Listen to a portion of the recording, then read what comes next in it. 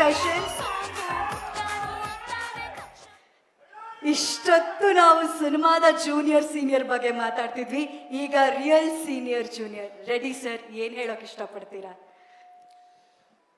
ಈ ಒಂದು ಜೂನಿಯರ್ ಚಿತ್ರದ ಈ ಒಂದು ಪ್ರೀ ರಿಲೀಸ್ ಇವೆಂಟ್ಗೆ, ಈ ಕಾರ್ಯಕ್ರಮಕ್ಕೆ ಆಗಮಿಸಿರುವ ನಮ್ಮ ಕರ್ನಾಟಕದ ಹೆಮ್ಮೆಯ ನಾಯಕ ನಟರು, ದೊಡ್ಡ ಮನೆಯ ದೊಡ್ಡ ಮಗ ಮತ್ತು ನಮ್ಮ ಆರಾಧ್ಯ ದೈವ ಡಾಕ್ಟರ್ ರಾಜ್ಕುಮಾರ್ ಅವರ ಸುಪುತ್ರರಾದ ಶಿವರಾಜ್ ಕುಮಾರ್ ಅವರಿಗೆ ಇವತ್ತು ಈ ಕಾರ್ಯಕ್ರಮಕ್ಕೆ ಬಂದು ಕಿರೀಟಿನ ಆಶೀರ್ವಾದ ಮಾಡಿದ್ದಕ್ಕೆ, ಜೊತೆಗೆ ನಿಜ ಜೀವನದಲ್ಲಿ ನನ್ನ ತಂದೆಯಾದರೂ ಕೂಡ ಈ ಸಿನಿಮಾ ನೋಡಿದ ಮೇಲೆ ಇಡೀ ಕರ್ನಾಟಕ ತಂದೆ ಯಾರು ಅಂತಂದ್ರೆ ರವಿಚಂದ್ರನ್ ಅನ್ನುವಂಥ ಪರಿಸ್ಥಿತಿಗೆ, ಯಾಕೆಂದ್ರೆ ನಾನು ಸೀನ್ಸ್ ಎಲ್ಲ ನೋಡಿದೆ. ನಾನು ಅವರಿಬ್ಬರು ಕಾಂಬಿನೇಷನ್ ಅಷ್ಟು ಅದ್ಭುತವಾಗಿತ್ತು.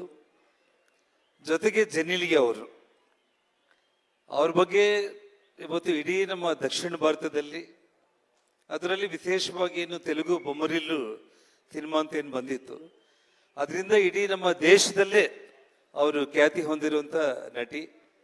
ಬಹಳ ದೊಡ್ಡ ಕುಟುಂಬ. ಅಲ್ಲಿ ಒಬ್ಬ ಮುಖ್ಯಮಂತ್ರಿಗೆ ಸೊಸೆಯಾಗಿದ್ದರೂ ಕೂಡ ಅವರ ಪತಿದೇವರು ಹಿಂದಿ ಚಿತ್ರರಂಗದಲ್ಲಿ ಒಬ್ಬ ಒಳ್ಳೆ ನಟನಾಗಿದ್ದರೂ ಕೂಡ ಯಾವುದೇ ದುರಹಂಕಾರ ಇಲ್ದಾಗೇನೆ ಈ ಸ್ಟೋರಿ ಕೇಳಿದ ತಕ್ಷಣ ಇವತ್ತು ಕಿರೀಟಿ ಜೊತೆಯಲ್ಲಿ ಆಕ್ಟ್ ಮಾಡೋದಕ್ಕೆ ಅವ್ರು ಬಂದಿದ್ದಾರೆ. ಅವ್ರ ಪಾತ್ರ ಬಹಳ ಅದ್ಭುತವಾದಂಥ ಪಾತ್ರ. ಇಡೀ ನಮ್ಮ ಕರ್ನಾಟಕ ಆಂಧ್ರ ಮಾತ್ರ ಅಲ್ಲ, ಇಡೀ ದೇಶನೇ ಮೆಚ್ಚುವಂಥ ಪಾತ್ರ. ಅವರು ಕಿರೀಟಿಗೆ ಆಶೀರ್ವಾದ ಮಾಡಿರುವಂಥದ್ದು. ಮತ್ತು ನಮ್ಮ ಸೆಂಥಿಲ್ ಅವ್ರ ಬಗ್ಗೆ ಸಿನಿಮಾಟೋಗ್ರಫಿ ಅಂದರೆ ಬಾಹುಬಲಿ, ತ್ರಿಬಲ್ ಆರ್ ದೊಡ್ಡ ದೊಡ್ಡ ಸಿನಿಮಾಗಳು ಮಾಡಿರುವಂಥವರು. ಒಬ್ಬ ಯುವಕನಿಗೆ ಆಶೀರ್ವಾದ ಮಾಡೋದಕ್ಕೆ ಅವರು ಒಪ್ಪಿ ಮಾಡಿರುವಂಥದ್ದು. ಇನ್ನೂ ವಿಶೇಷವಾಗಿ ನಮ್ಮ ಕೊರಪಾಟಿ ಸಾಯಿ, ನಾನು ಮತ್ತು ಕೊರಪಾಟಿ ಸಾಯಿ ಇಬ್ಬರು ಕೂಡ ಬಳ್ಳಾರಿಯಲ್ಲಿ ಒಂದೇ ಸ್ಕೂಲಲ್ಲೇ ಓದ್ಕೊಂಡಿರುವಂಥವ್ರು, ಅಲ್ಲೇ ಹುಟ್ಟಿ ಬೆಳೆದಿರುವಂಥವ್ರು. ನನ್ನ ಅದೃಷ್ಟ ಅಂದರೆ ಅವರು ವಾರಾಹಿ ಚಿತ್ರ ಬ್ಯಾನರ್ ಕೂಡ ಇವತ್ತು ಏನು ಇಡೀ ದೇಶದಲ್ಲಿ ಹೆಸರು ಮಾಡಿದೆ.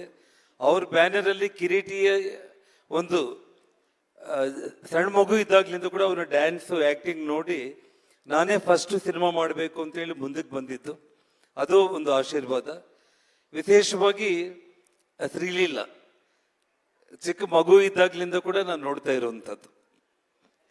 ಜೊತೆಗೆ ಅವರ ತಾಯಿ ನನ್ನ ಶ್ರೀಮತಿ ಲಕ್ಷ್ಮೀ ಅರುಣ ಅವರಿಗೆ ಬೆಂಗಳೂರು ಮಹಾನಗರದಲ್ಲಿ ಒಬ್ಬ ಒಳ್ಳೆ ಆತ್ಮೀಯ ಸ್ನೇಹಿತೆ ಯಾರಾದರೂ ಇದ್ರೆ ಅದು ಡಾಕ್ಟರ್ ಸ್ವರ್ಣಲತಾ, ಅದು ಶ್ರೀಲೀಲಾ ಅವ್ರ ತಾಯಿ.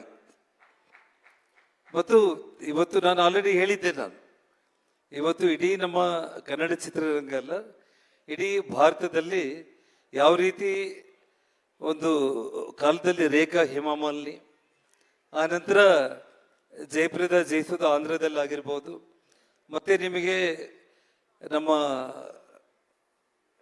ದಕ್ಷಿಣದಲ್ಲಿ ಶ್ರೀದೇವಿ ಜಯಪ್ರದಾ ಹೇಗೆ ಹಿಂದಿನಲ್ಲಿ ರೂಲ್ ಮಾಡಿದ್ರು, ಮತ್ತೆ ದೀಪಿಕಾ ಪಡುಕೋಣೆ ಐಶ್ವರ್ಯ ಅವರು ಹೇಗೆ ಮಾಡಿದ್ರು, ಆ ಲೈನಲ್ಲಿ ಶ್ರೀಲೀಲಾ ಹೋಗ್ತಾರೆ ಅನ್ನೋ ನಂಬಿಕೆ ನನಗಿದೆ.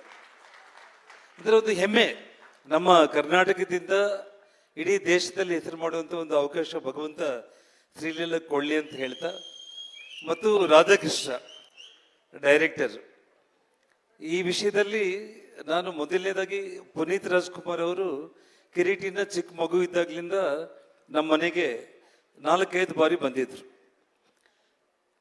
ಪುನೀತ್ ಅವರು ಎದುರುಗಡೆನೆ ಎಕ್ಕ ರಾಜಾರಾಣಿ ಅನ್ನೋ ಹಾಡಿಗೆ ಕಿರೀಟಿ ಡ್ಯಾನ್ಸ್ ಮಾಡಿದಾಗ ಕಿರೀಟಿನ ಎತ್ಕೊಂಡು ಮುದ್ದಾಡಿ ಅಪ್ಕೊಂಡ್ಬಿಟ್ಟು ಖಂಡಿತ ಇವನು ಮುಂದೊಂದು ದಿನ ಹೀರೋ ಆಗ್ತಾನೆ ಅಂತ ಹೇಳಿ ಆಶೀರ್ವಾದ ಮಾಡಿದ್ರು. ಅದು ಏನು ವಿಚಿತ್ರ ಅಂತಂದ್ರೆ, ಅವನು ಹೀರೋ ಆಗಬೇಕು ಅಂತ ತೀರ್ಮಾನ ಮಾಡಿದಾಗ ಪುನೀತ್ ರಾಜ್ಕುಮಾರ್ ಅವ್ರಿಗೆ ನಾನು ಫೋನ್ ಮಾಡಿದೆ. ಫೋನ್ ಮಾಡಿದ ತಕ್ಷಣ ಅವರು ರಾಧಾಕೃಷ್ಣ ರೆಡ್ಡಿ ಅವ್ರನ್ನ ನಮ್ಮ ಮನೆಗೆ ಕಳಿಸಿ, ಒಳ್ಳೆ ನಿರ್ದೇಶಕ, ಅವ್ರ ಕೈಯಲ್ಲಿ ಕಿರೀಟಿ ಸಿನಿಮಾ ಬರಲಿ ಅಂತೇಳಿ, ನಂತರ ಅವರ ಸಿನಿಮಾ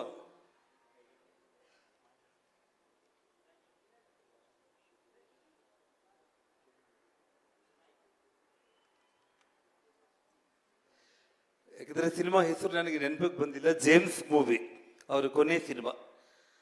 ಆ ಸಿನಿಮಾ ಶೂಟಿಂಗ್ಗೆ ಕಿರೀಟಿನ 10 ದಿವಸಗಳ ಕಾಲ ಪ್ರತಿದಿನ ಬೆಳಿಗ್ಗೆ ಕಿರೀಟಿನ ಕರ್ಕೊಂಡು ಈ ಪ್ಯಾಲೇಸಲ್ಲಿ ಎಲ್ಲ ಕಡೆ ಶೂಟಿಂಗ್ ಆಗ್ತಾ ಇದ್ರೆ ಪ್ರತಿದಿನ ಕಿರೀಟಿನ ಕರ್ಕೊಂಡು ಹೋಗ್ಬಿಟ್ಟು ಶೂಟಿಂಗ್ ಗ್ಯಾಪಲ್ಲಿ ಯಾವ ರೀತಿ ಡಿಸಿಪ್ಲಿನ್ಡ್ ಆಗಿ ಹೇಗೆ ಮುಂದಕ್ಕೆ ಬರಬೇಕು, ನಿನಗೆ ಒಳ್ಳೆ ಭವಿಷ್ಯ ಇದೆ ಅಂತೇಳಿ ತುಂಬ ಆತ್ಮೀಯತೆಯಿಂದ 10 ದಿವಸಗಳ ಕಾಲ ಕಿರೀಟಿನ ಜೊತೆಯಲ್ಲಿ ಇಟ್ಕೊಂಡ್ರು ಪುನೀತ್ ರಾಜ್ಕುಮಾರ್ ಅವರು.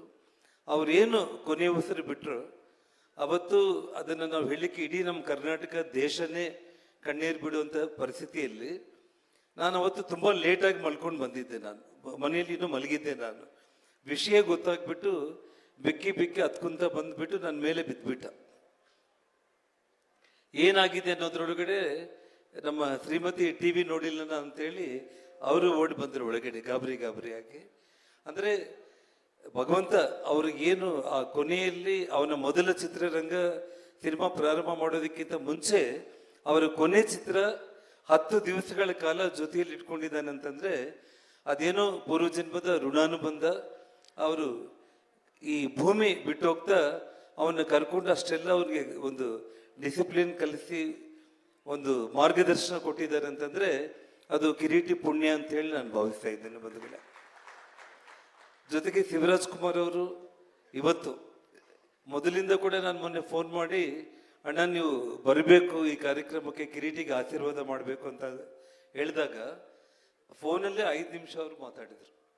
ಅವನು ಪ್ರತಿಯೊಂದು ಟೀಚರ್ ನೋಡ್ತಾ ಇದ್ದೇನೆ, ಪ್ರತಿಯೊಂದು ತುಂಬ ಅದ್ಭುತವಾಗಿ ಮಾಡ್ತಾ ಇದ್ದಾನೆ, ಒಳ್ಳೆಯ ಸ್ಟಾರ್ ಆಗ್ತಾನೆ. ನನ್ನ ಹೃದಯದಿಂದ ಹೇಳ್ತಾ ಇದ್ದೇನೆ, ನಾನು ಬಂದು ಕಿರೀಟಿಗೆ ಆಶೀರ್ವಾದ ಮಾಡ್ತೀನಿ ಅಂತೇಳಿ ಇವತ್ತವರು. ನಾನು ರಾಜಕಾರಣದಲ್ಲಿ ಮಂತ್ರಿಯಾಗಿದ್ದಾಗಲೂ ಕೂಡ ಆನೆಗೊಂದಿಯಲ್ಲಿ ನಾನು ಅವರಿಗೆ ವೇದಿಕೆ ಕರೆಸಿ ನಾನು ಯಡಿಯೂರಪ್ಪ ಅವರು ಸನ್ಮಾನ ಮಾಡಿದ್ದು ಅವತ್ತಿನ ಖುಷಿ. ಅದೇ ಒಂದು ರೀತಿಯಲ್ಲಿ 500 ವರ್ಷದ ಕೃಷ್ಣದೇವರಾಯರ ಕಾರ್ಯಕ್ರಮದಲ್ಲಿ ಪುನೀತ್ ರಾಜ್ಕುಮಾರ್ ಅವ್ರನ್ನ ಕರೆದು ಸನ್ಮಾನ ಮಾಡಿದ್ದು, ಇದೆಲ್ಲವೂ ಕೂಡ ನಾನು ಕಿರೀಟಿಗೆ ಒಂದು ಮಾತನ್ನ, ರಾಜಕಾರಣದಲ್ಲಿ ನಾನು ತುಂಬ ಎಮೋಷ್ನಲ್ ಆಗಿ ಸುಷ್ಮಾ ಸ್ವರಾಜ್ಗೋಸ್ಕರ ರಾಜಕೀಯಕ್ಕೆ ಬಂದೆ. ಆದರೆ ನಾನು ರಾಜಕೀಯಕ್ಕೆ ಬರೋದಕ್ಕಿಂತ ಮುಂಚೆ ನನ್ನ ಬ್ಲಡ್ಡಲ್ಲಿ ಇದ್ದಿದ್ದು ಒಬ್ಬ ಒಳ್ಳೆ ಸಿನಿಮಾ ಡೈರೆಕ್ಟರ್ ಆಗಬೇಕು ಅನ್ನೋಂಥ ಆಸೆ. ನನ್ನ 18ನೇ ವರ್ಷಕ್ಕೆ ನಾನು ಚೆನ್ನೈಗೆ ಹೋದೆ ಡೈರೆಕ್ಟರ್ ಆಗಬೇಕು ಅಂತೇಳಿ. ಸುಮಾರು 1 ವರ್ಷ ನಾನು ಅಲ್ಲೇ ಇದ್ದೆ.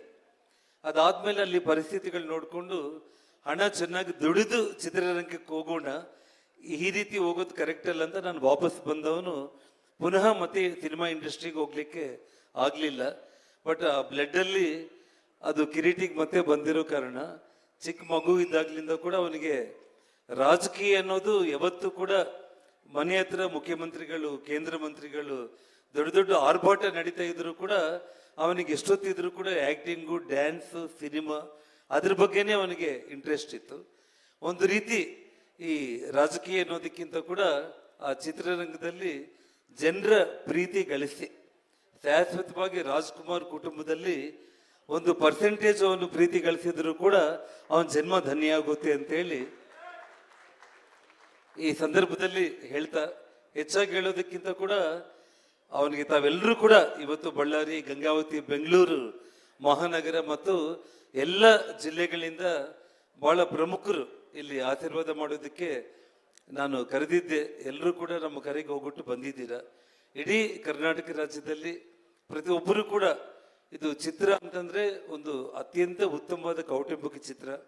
ಖಂಡಿತವಾಗ್ಲೂ ಕೂಡ ಪ್ರತಿಯೊಬ್ಬರು ಇದು ನಮ್ಮ ಮನೆಯಲ್ಲಿ ಏನೋ ಒಂದು ಘಟನೆ ಆಗಿದೆ, ಇದು ನಮ್ಮದೇ ಕತೆ ಅನ್ನುವಂಥ ರೀತಿಯಲ್ಲಿ ಈ ಸಿನಿಮಾ ಇದೆ.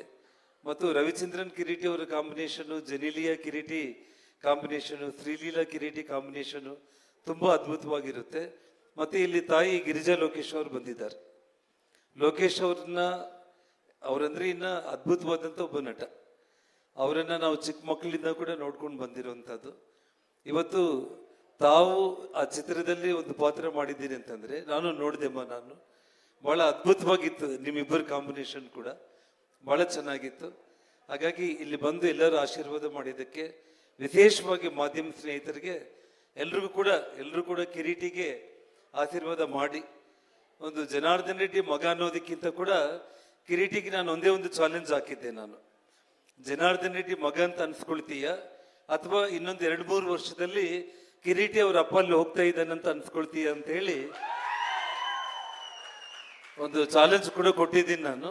ನೋಡೋಣ ಎರಡು ಚಾಲೆಂಜ್ಗಳಲ್ಲಿ ಯಾರು ಗೆಲ್ತೀವಿ ಅನ್ನೋದನ್ನ ಮುಂದೆ ದಿನಗಳಲ್ಲಿ ಎಲ್ಲ ನಿಮ್ಮ ಆಶೀರ್ವಾದ ಇರಲಿ ಅಂತೇಳಿ ನನ್ನ ಮಾತನ್ನ ಮುಕ್ತಾಯ ಮಾಡ್ತಾ ಇದ್ದೇನೆ. ಜೈ ಹಿಂದ್, ಜೈ ಕರ್ನಾಟಕ.